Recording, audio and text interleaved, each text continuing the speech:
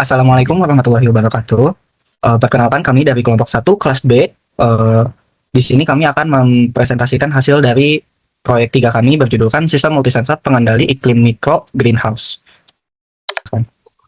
Masalah yang terjadi, cuaca tidak menentu, hujan deras yang tiba-tiba dapat merusak tanaman di dalam greenhouse jika atap terbuka. Panas berlebih, matahari yang terlalu terik bisa membuat tanaman terbakar atau layu. Sunburn jika atap tidak memberi ruangan. Keterbatasan manusia, kita tidak bisa 24/7 mengawasi greenhouse. Seringkali kita lupa membuka atau menutup atap. Kebutuhan tanaman. Tanaman membutuhkan iklim mikro yang stabil. Solusi manual tidak efisien dan beresiko tinggi. Untuk komponen utama, jadi ada 3. Yang pertama itu ada E3 unit ESP32, itu bakal sebagai otak sistem yang saling terhubung via Wi-Fi. Nah, masing-masing ESP32 ini akan memiliki peran khusus, satu untuk membaca sensor DHT22, satu untuk sensor LDR, dan satu lagi untuk mengendalikan servo. Nah, yang kedua adalah sensor DHT22 dan LDR, yang bertindak sebagai indera sistem. Nah, DHT22 ini akan mendeteksi kelembapan udara sebagai indikator hujan, sedangkan LDR mengukur intensitas cahaya untuk mendeteksi kondisi terik atau redup. Nah, yang ketiga, aktuator berupa servomotor, yang bertugas menggerakkan atap greenhouse secara fisik, membuka, menutup, atau membuka setengah, berdasarkan data yang diterima dari sensor. Baik, di sini saya menjelaskan terkait topologi dahulu.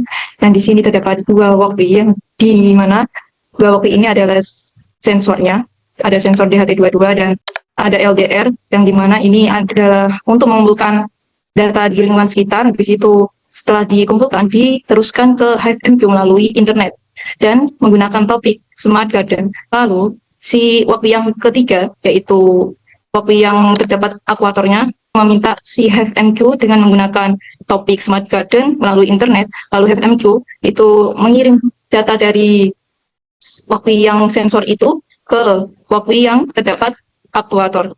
Jadi di walkway aktuator itu akan mengolah datanya terlebih dahulu dan akan menentukan pergerakan dari si aktuatornya. Selanjutnya arsitektur dari multisensor itu yang kami buat itu terdapat 3 lapisan utama.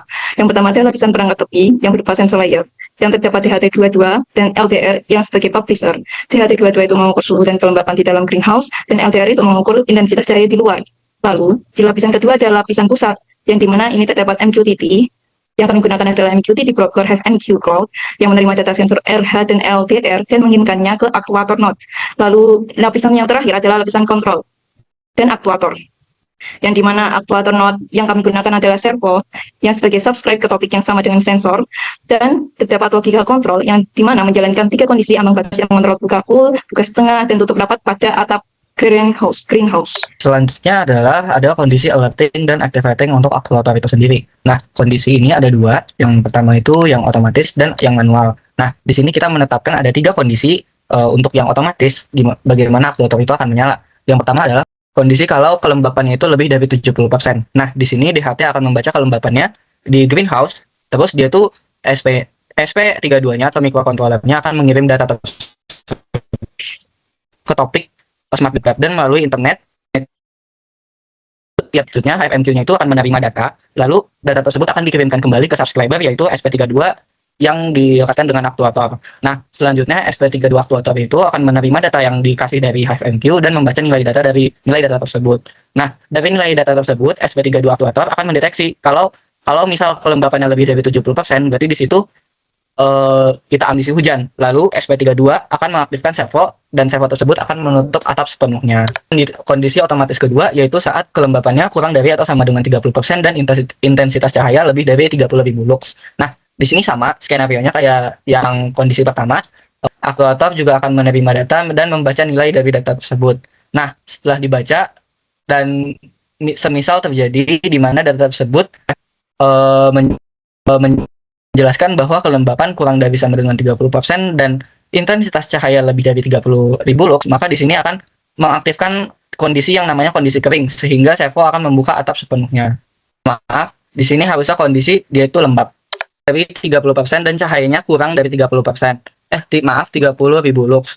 Nah, skenario-nya juga sama. Di sini perbedaannya hanyalah kalau SP32 aktuator mendeteksi kondisi kering kurang dari 30% dan intensitas cahayanya itu kurang dari 30.000 lux, sehingga servo akan membuka atap sepenuhnya. Nah, di sini ada untuk otomasi secara manual, yaitu kita akan menyediakan sebuah tombol atau selektor pada SP32 actuator. Nah, dari tombol tersebut, apabila kita tekan, maka servo akan bergerak untuk membuka secara penuh, setengah, ataupun tutup sesuai dari perintah.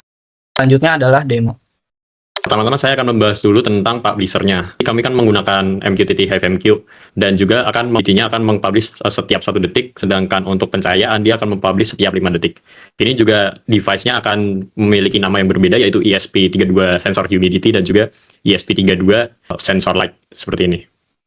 Untuk timestamp-nya sendiri ini masih pseudo timestamp karena Walkway sendiri tidak bisa menggunakan outside link seperti ini ya.